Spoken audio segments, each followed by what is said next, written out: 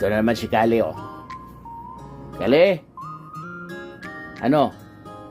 Buksan natin si ate? Anong gagawin mo kay ate? Ay, putahan mo doon, putahan mo. Putahan mo doon si ate.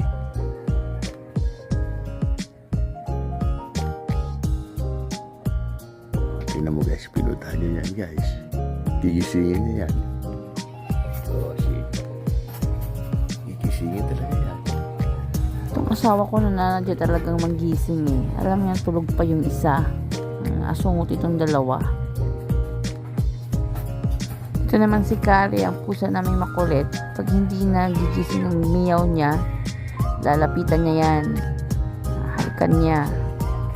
Hanggang sa magising. Kahit anong gising niya dyan, hindi nagising. Kasi sobrang aga pa talaga niyan. Ang dalawang to. Di